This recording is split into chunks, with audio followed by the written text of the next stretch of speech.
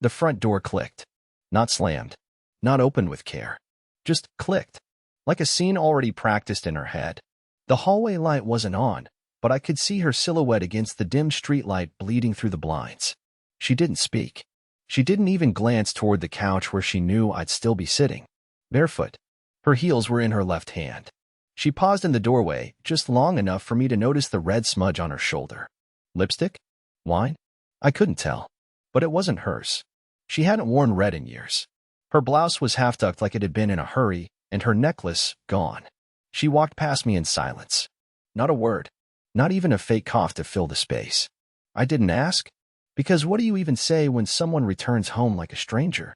What do you say when the woman you've built your entire life with walks in at 3:06 a.m. from a coworker's birthday dinner, like she just returned from someone else's life? Earlier that night, she laughed as she left. "It's just Tanner's birthday," she said, grabbing her coat. "He's harmless." Funny thing, harmless people don't leave cologne on someone else's skin. She didn't take her phone charger. Said she wouldn't be out late. She didn't say goodbye, either. The strange part wasn't that she was out late. It was the way her eyes didn't search for mine when she came back. It was the faint perfume I didn't recognize, something floral, expensive, and not hers. It was the crumpled receipt I'd find in her coat pocket the next morning, folded around a napkin with a handwritten number. And the worst part? The worst part was how normal it had started. Just a birthday. Just dinner. Just colleagues. Just a harmless night. And now, just silence. Tomorrow, I'll pretend to sleep when she gets out of the shower. She'll probably hum something cheerful while drying her hair. She'll kiss me on the forehead and ask if I want pancakes. And I'll nod. Because I'm too afraid to ask what really happened at that birthday. Because the truth never comes with pancakes. I didn't sleep. I couldn't. I lay in bed staring at the ceiling, watching shadows crawl across it like silent witnesses. In the background, I heard the soft gurgle of the shower, water slapping tile, humming pipes. She was singing something lighthearted. Some indie song she'd once said made her think of summer. I knew that voice. I knew it when she was nervous. I knew it when she was drunk. And this? This was guilt. Not the kind that lashes out or apologizes. The kind that wants to pretend nothing ever happened. I didn't get up when she slipped under the covers next to me. Didn't flinch when she whispered, "You awake?" I just lay there, breathing slowly, heart racing like it had something to hide. By morning, the smell of coffee was already drifting through the apartment. She was up before me again. Second time this week, after nearly a year of me always being the one to start the day. I walked into the kitchen and found her already dressed, brushing her hair with one hand while holding her phone with the other. When she saw me, she smiled too brightly. "Want French toast?" "Sure," I said. I didn't want it. She set down the phone face down on the counter. I noticed her hands trembled for half a second, but then she was back to flipping bread like nothing had happened. While she was in the kitchen, I picked up her coat from the back of the dining chair. The one she wore last night. I don't know what I was looking for. Maybe a miracle, maybe an answer. But I found something else. In the left pocket, a receipt from a bar I didn't recognize. Harvey's. Downtown. 2 drinks. 1 appetizer. 1 dessert. Handwritten on the back of the receipt, in a neat slanted print. Call me. Jay. And a number. Not Tanner. Not a coworker's name. Not harmless. I folded it back up and slid it into my hoodie pocket like it was a grenade. Sat down across from her and forced a smile. I even took a bite of French toast. It tasted like ash. Had fun last night? I asked, trying to keep my voice steady. She nodded. Yeah, it was fun. Long though. Tanner got a little too drunk. I had to make sure he got an Uber. A pause. That's why I got home so late. I nodded like it made perfect sense. Like it didn't feel like acid in my ears. Then she said, "You okay?" I looked up. Her eyes were too wide. Like she was trying to see if I knew. I should have said something. I should have asked who Jay was, or why her necklace was missing, or why she lied so smoothly it scared me. But all I said was, "Just tired." She went back to eating. She didn't push. Maybe she thought I didn't notice. Maybe she hoped I wouldn't. But I did. I noticed everything. Later that day, when she left to run errands, I did something I never thought I'd do. I called the number on the receipt. A man answered. "Hello." I froze for half a second. Yeah. Who's this?" He paused. "You called me, man. Who's this?" I hung up. My hand was shaking so badly, I nearly dropped the phone. He sounded casual. Too casual. Like he'd just been watching TV, or playing a game. Like he wasn't hiding anything. But my wife was. I checked her location history. It had been disabled. I checked her search history. Cleared. I stared at our wedding photo on the wall and tried to remember the last time she looked at me like she meant it. I couldn't. And worst of all, I didn't even know what I was supposed to do next. I didn't have proof of anything. No text messages. No photos. Just a gut feeling, a phone number, and a mountain of questions I was too afraid to ask. But deep down, something told me the birthday party was only the beginning. Whatever she was keeping from me, it was bigger than one night. And I was about to find out just how far the lie really went. The next morning, she was suddenly full of affection, too much affection. She woke up before me again, but this time she came back into the bedroom carrying a mug of coffee and a weird, rehearsed smile on her face. "Figured I'd spoil you today," she said like we were in a cheesy ad for a weekend retreat. It wasn't just the coffee. She was suddenly attentive in every way. She asked me twice if I liked my eggs that morning, kissed me when I came out of the shower, hugged me when I grabbed my jacket to leave, like we were newlyweds. It felt manufactured, like she had something to erase. And maybe if she did enough nice things, the shadows would fade. But they didn't. If anything, her sudden sweetness only made them grow teeth. That afternoon, I took my lunch break in my car instead of the office. I didn't eat. I just sat there gripping the steering wheel, staring down at my phone, staring at the number from the receipt. I knew I couldn't call again. That would make me look crazy. Or worse, desperate. So I searched it. Burner apps. Temporary numbers. It took a few tries, but I finally found it linked to a profile on a site I didn't even know still existed. Some vintage social app people used for anonymous meetups. Not dating. Not escort services. Just encounters. The profile was vague. A single profile picture of a wine glass on a marble bar. But the username? J_Revel. And the bio? Sometimes it's not cheating. Sometimes it's just escaping. I nearly dropped my phone. My stomach turned. My hands were already sweaty before I even registered it.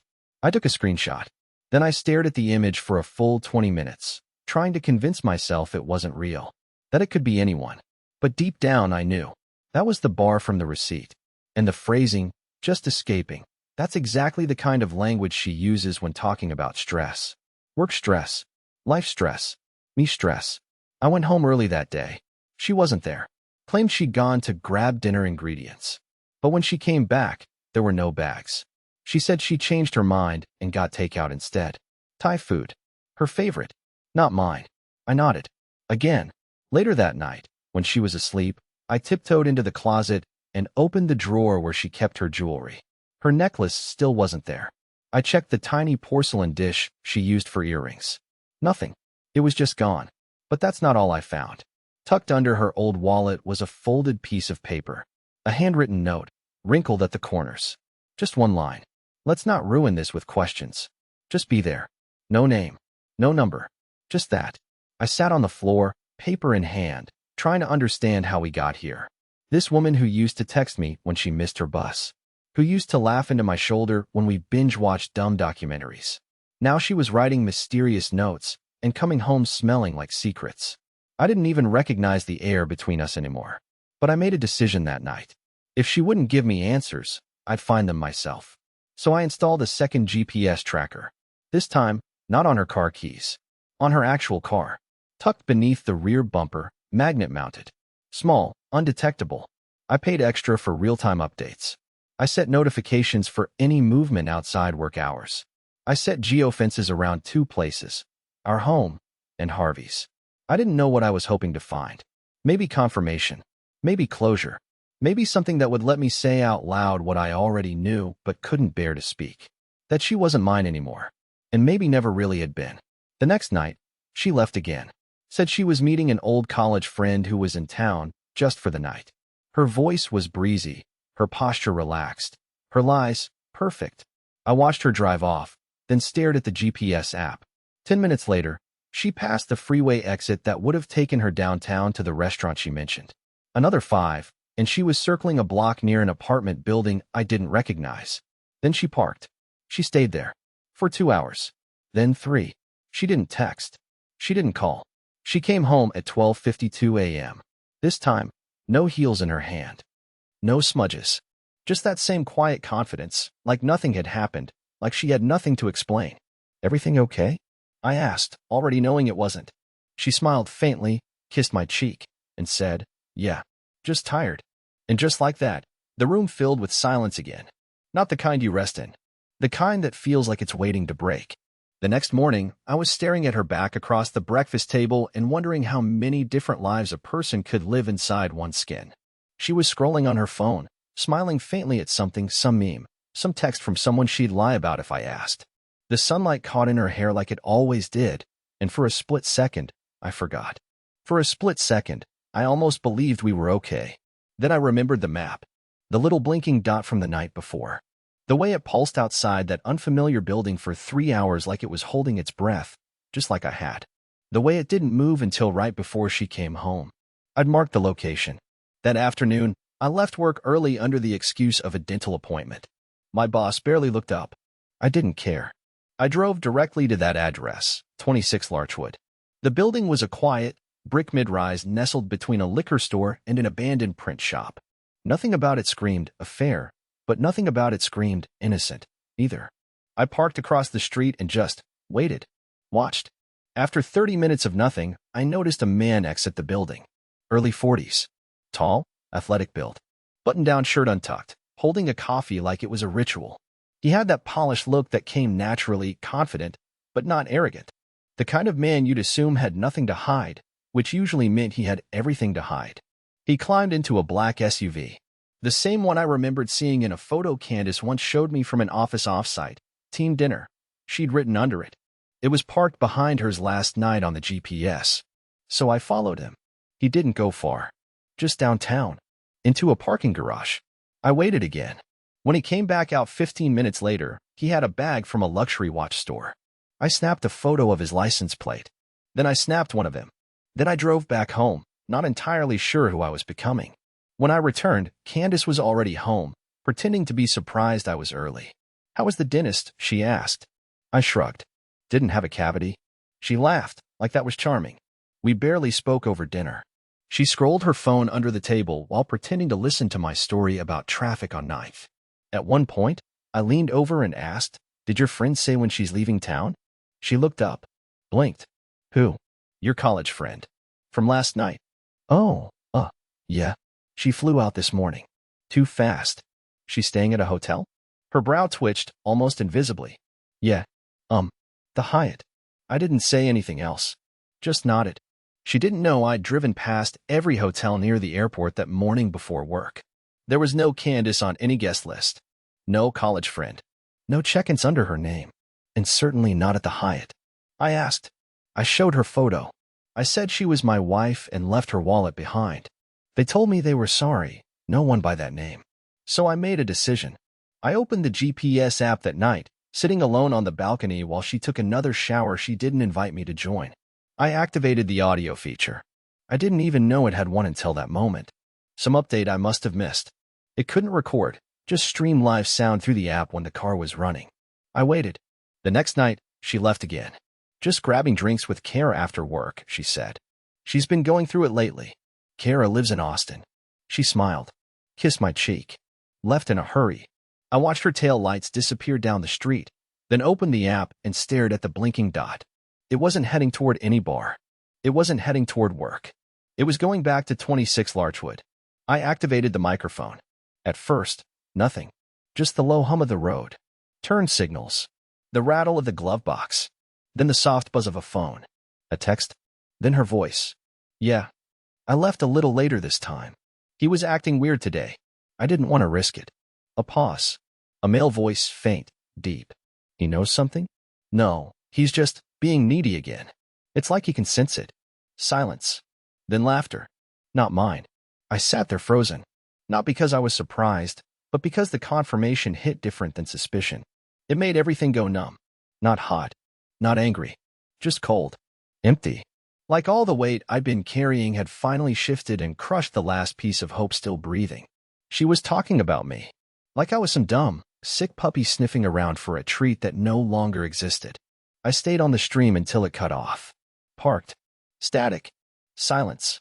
Then I did something that I didn't plan. Something that wasn't smart. Something that made me feel alive for the first time in weeks. I got in my car and drove to 26 Larchwood. I parked across the street. I waited. Her car was there. I had no plan, no confrontation rehearsed, just a heart that couldn't take pretending anymore. The building's front door opened at 11:03 p.m. She stepped out. Not alone. He was with her. She smiled at him like I don't remember her smiling at me in years. He put his hand on the small of her back. She leaned into him, laughing. They kissed. And right there, under the yellow glow of a street lamp, I watched the last piece of my marriage dissolve like fog on glass. She turned to her car, never seeing me. I didn't follow her home. I didn't call. I just sat there, gripping the steering wheel with both hands, afraid to breathe, afraid if I did, something inside me would crack loud enough for the whole city to hear. I didn't go home that night. I drove aimlessly for hours, looping through parts of the city I hadn't seen since college. Places that still looked the same, even though I didn't. Somewhere around 2 a.m., I pulled into an empty parking lot outside a closed hardware store, shut off the engine, and just sat, staring at the dashboard like it could explain how everything I'd built had turned into a stranger's life. My hands wouldn't stop trembling. I replayed the kiss, her hand on his chest, the way she smiled at him with a softness I hadn't seen in years. Not even on our anniversary last fall when I surprised her with that weekend cabin trip she barely reacted to. At the time, I blamed myself. Maybe I'd picked the wrong place. Maybe she was stressed from work. But now I knew. Now, all those little things, the extra girls' nights, the vague texts, the sudden disinterest in planning anything together, clicked into place like jagged puzzle pieces snapping shut. I opened the audio recording app on my phone. I'd captured their conversation. The voices from her car. Her giggle. His low chuckle. That casual cruelty in her voice when she referred to me like a problem to be managed. I listened to it all again, even though it made me sick. Then I copied the file, renamed it just the birthday.mp3, and sent it to my personal cloud drive. I don't know why I did that. Maybe I wanted it somewhere safe, somewhere she couldn't delete it if things escalated. Maybe I was preparing for something I still wasn't ready to say out loud. When I got home at dawn, she was asleep in our bed, curled up like a kid. She looked peaceful, defenseless. For a second, I almost believed she was still mine. But the second passed. I slept on the couch that day. Told her I wasn't feeling well. She didn't press. She offered tea, then left for work early. Said something about needing to get ahead of reports. Her lies were polished now, shiny with repetition. I nodded like I always did. By that evening, I had a plan. Not revenge. Not confrontation. Just truth. I dug through the old filing box in our closet, the one with our mortgage documents, her gym contract, random receipts. At the bottom, wrapped in a yellow envelope, I found what I was looking for, the disposable camera from our wedding. The one we never developed because she said she hated film. I remember she laughed and called it hipster junk. But I'd kept it anyway. Out of stubbornness, I guess. Or hope. I drove to a 1-hour photo place on the edge of town, the kind that still develops film for vintage lovers and stubborn romantics. 50 minutes later, I had prints. Dozens of them. Us dancing. Her with frosting on her nose. Me looking hopelessly in love. Her looking directly into the camera with eyes that seemed honest. In one photo I didn't expect. My brother handing me the ring box behind the reception table. Candid. Pure. A frozen moment of genuine connection. I stared at that photo for a long time. Then I took it and the others and placed them in a new box. A small wooden one from a thrift shop, the kind with a latch and soft lining. I added a note, just one sentence, written in ink that trembled as I wrote. Before the lie, there was this.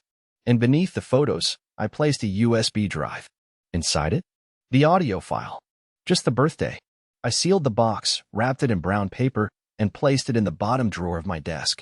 Not ready to give it to her. Not yet, but ready to know I could. That weekend, I told her I was visiting my mother out of town. She barely blinked, kissed me on the cheek, told me to drive safe. She didn't ask what day I'd be back. I didn't go to my mother's. I stayed in a cheap motel off the freeway with paper-thin walls and cigarette burns in the bedspread. I brought only the box, my laptop, and a copy of our marriage certificate.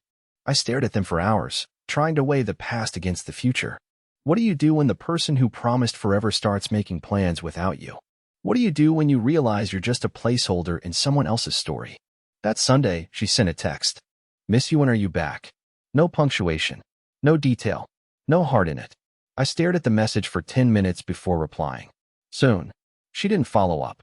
And that's when I knew for sure she was only asking to make sure I wasn't there. Not because she wanted me. Not because she missed anything about me. Just to confirm the coast was clear. That night, I opened the laptop and wrote a list. A short one. 3 columns. Things I know. Things she said. Things I haven't decided yet. In the last column, there was only one thing. What's left to lose? On Tuesday, she invited me to dinner. It was so unexpected, so out of character, that for a moment I thought maybe she was going to confess. Maybe the weight of her lies had finally grown too heavy. Maybe guilt had chipped away at whatever shell she'd built to shield herself from the truth.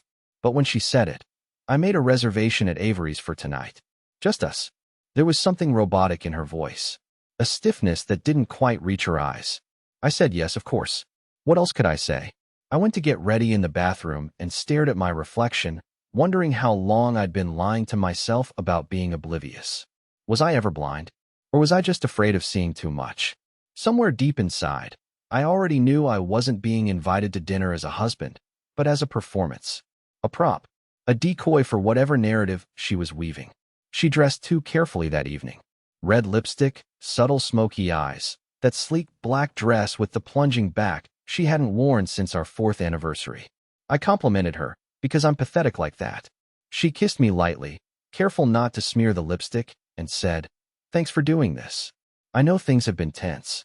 That was her version of an apology, acknowledging tension, as if it had wandered into our home like an unwanted guest, not something she'd brought in through the door wrapped around another man's cologne. We arrived at Avery's just before 7. Candlelit tables, glass walls overlooking the river, a violinist weaving a soft, melancholic version of some forgotten jazz melody. She ordered a drink before I'd even unfolded my napkin. I watched her sip it with practiced elegance, her eyes flicking across the room like she was scanning for exits. I knew something was off the second she started talking about her job. The details didn't line up. She talked about a project with a deadline she'd already told me had ended last month. Then she mentioned Kara, again, said she had lunch with her that day. Kara, the friend who lives in Austin. The same Kara she lied about 2 weeks ago. So I played along. "Oh, Kara's still in town." "Yeah," she said quickly. Too quickly. She extended her trip. "Didn't I tell you?" "No, you didn't." She blinked. A glitch. For just a second, the mask slipped. Then she smiled. Tight. Nervous. "Sorry. Must have slipped my mind." I wanted to confront her right there. Slide the USB across the white tablecloth. Watch her world fall apart in slow motion. But something in me whispered, not yet. Let her keep building her tower of lies. The higher it gets, the harder it crashes. Toward the end of the meal, she reached across the table and touched my hand. "Let's go somewhere this weekend," she said. "Just the 2 of us. Maybe that lake cabin we liked." That lake cabin. The one I'd booked for our anniversary last year that she canceled on last minute because of a client emergency. The one I ended up going to alone, eating cold pasta in a rental kitchen and listening to frogs echo across the shore while wondering what the hell happened to us. "Sure," I said, staring at her fingers. She smiled again. "I think we need this. A reset." Reset. As if betrayal was a software bug that could be patched with pine trees and esmores. She excused herself to the restroom after dessert. I took that moment to open her purse. I know how it sounds. But at this point, dignity had become a casualty of survival. I didn't dig long. Just enough to find her second phone. It was black. Slim. Hidden in the lining of the purse, zipped behind the label. I unlocked it. Same code she used for her gym locker. I'd seen her punch it in 100 times. Messages. So many messages. One stood out at the top. "Jasper. Friday still on?" Same place. I stared at the timestamp. Yesterday, 11:18 p.m. She had been next to me in bed when he sent that. I put the phone back and sat there, watching her walk back to the table like nothing had shifted. She looked radiant. Poised. Maybe even relieved. Like she'd convinced herself she was fooling me again. And that's when it hit me. She wasn't planning to reset our marriage. She was setting the stage to walk away. A guiltless, seamless exit. A "we tried" narrative wrapped in candlelight and forgiveness. Something she could explain to her friends as a mutual drift. "We were already falling apart," she'd say. "We just weren't right anymore." But she didn't know I had the recording. She didn't know I had the photos, the tracker logs, the second phone copied to my cloud. She didn't know I'd made a list. And most of all, she didn't know I wasn't going to stop her. I was going to let her fall. And I'd make sure the landing wasn't soft. The air at the lake was unusually still. Even the trees seemed frozen in place, as if the entire forest was holding its breath. The cabin looked the same as it had last fall, quaint, distant from everything, blanketed by tall pines and the illusion of peace. Candace unpacked quickly, humming to herself like someone who believed a weekend in nature could scrub away months of betrayal. She acted like we were newlyweds again. Set up a bottle of wine on the porch, lit candles she pulled from a tote bag, played the same playlist we used to listen to on long road trips. I played along carefully. Every movement I made was deliberate, slow, quiet, unthreatening. Not because I wanted her to feel safe, but because I wanted her to feel in control. I knew that's what she needed: control. The whole affair, the lies, the second phone, the late-night rides to that apartment on Larchwood, it was all about her staying one step ahead of the truth, rewriting reality before I could catch up. So I let her write. Let her set the scene. Let her pour her favorite Pinot Noir and slip her bare feet over mine under the table as the sun melted into the lake. "You remember when we came here the first time?" she asked softly, her fingers tracing the rim of her glass. I nodded. "I do. We were different then," she said, almost wistfully. I studied her eyes. There was no regret in them, just reflection. Like she was looking at a photograph, not a person. Like I'd already been archived in her mind. She leaned across the table. "I've been thinking a lot about us, Milton. Maybe we let life get too loud, too heavy. This," she gestured around the cabin, "this feels good, right? Just us again." It was almost impressive, the sincerity in her tone. The way she made betrayal sound like a detour we both accidentally took. If I hadn't known what I knew, I might have believed her. I might have kissed her, slept beside her, and carried this illusion home like a souvenir. But the truth was in the box under the bed, and soon it would be in her hands. That night, while she showered, I retrieved it, the wooden box I'd brought from home. I set it in the center of the bed, untouched, lid closed, the latch sealed like something sacred. Inside, the photos. The letter. The USB. I sat in a chair by the fireplace and waited. She emerged wrapped in a towel, hair dripping, cheeks pink from the heat. She stopped when she saw it. "What's that?" she asked. I didn't answer. She stepped closer. Is that for me?" I gestured toward it. "Go ahead." There was a long pause before she moved. I could see the gears turning in her mind, calculating, preparing responses she didn't yet know she needed. She sat on the edge of the bed and opened the latch. First came the photos. Our wedding. Her smiling. Me smiling harder. Us dancing. Her looking at me like I was her world. Then the note. Before the lie, there was this. I saw her mouth the words as she read them. Her eyes froze on the final sentence. I don't think she expected emotion to surge so quickly, but it did. I saw her blink faster. Then she pulled the USB from its slot in the box. "What's this?" she asked quietly, her voice suddenly smaller.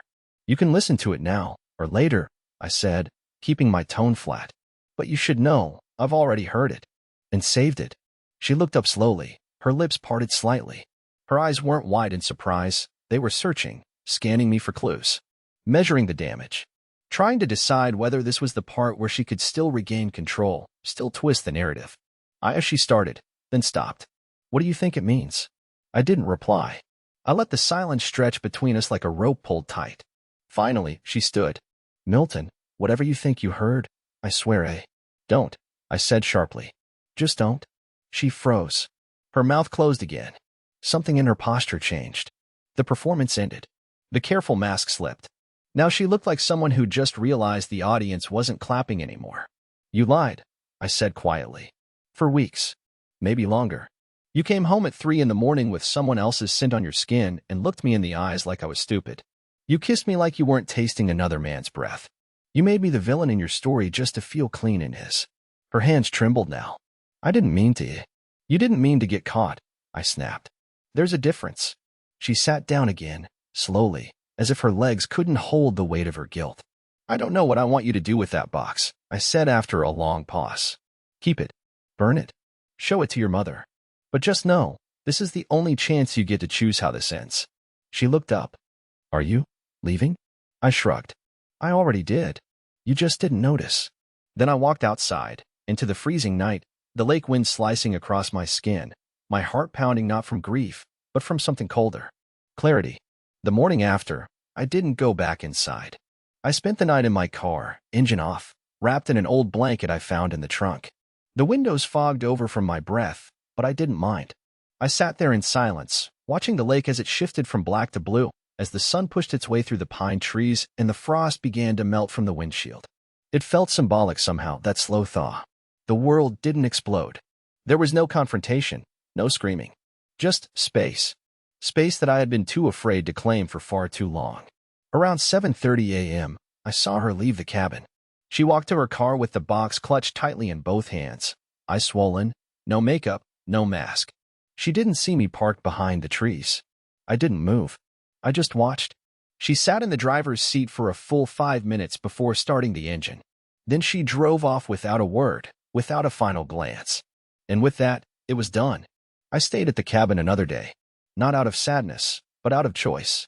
I made a fire, read a book I'd abandoned 2 years ago. I walked barefoot through the wet grass and let the cold numb the noise that had haunted my thoughts for weeks. I breathed like I hadn't in months, deep, full, guiltless. Not for her. Not for what she'd done, but because, somehow, I'd survived it. When I finally got home, the place was different. She'd taken her clothes.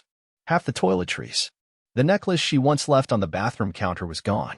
So was the framed photo of us from New Orleans. But everything else? Still there. The bed we shared. The dishes we bought when we first moved in. The note I once wrote and stuck on her coffee mug that said, "You make mornings worth waking up for." She didn't take that. It was still in the drawer. Faded, but real. I sat down and started deleting things. The GPS app. The tracking files. The audio. The cloud backups. The digital breadcrumbs of betrayal. Not because I wanted to forget, but because I was done being chained to it. A few days later, divorce papers arrived. Her tone was clinical. No apologies, just logistics. I signed them without hesitation. She didn't fight. Didn't delay. Maybe part of her knew she'd already lost something deeper than a husband. A month passed. Then another. And somewhere in the quiet of that new life, I found something strange. Something I hadn't felt in years. Peace. Not joy, not yet. But peace. The absence of deception. The end of walking on eggshells. I started running again. Bought new bedsheets. Repainted the office in a shade of green that felt alive. I even picked up a film camera from a thrift shop and began capturing moments, not to impress anyone, not for Instagram, just for myself. Sunlight on the sidewalk. Steam curling out of a mug. A laughing stranger on the train. Things that had always been there. I just never saw them. And one night, I ran into someone. Her name was Lena. She dropped her keys at the grocery store and laughed nervously when we reached for them at the same time. We talked for a while. Nothing romantic, just kind. Easy. She had kind eyes, the kind that don't shift when you're not looking. We ran into each other again the next week. And the next. I don't know where that will go. I'm not rushing anything. I've learned that healing isn't about replacing someone. It's about rebuilding yourself in the quiet they left behind. And now, I'm standing stronger. A little scarred, sure. A little humbler, but also clearer. More aware of what I need and what I'll never accept again. If you're reading this wondering whether it's worth walking away from someone who makes you doubt your own reality, let me be the one to tell you. It is. You don't need a dramatic ending to validate your pain. Sometimes, the softest exits are the most powerful. She said it was just a birthday, but it became the day I stopped living for someone else's story and finally started writing my own.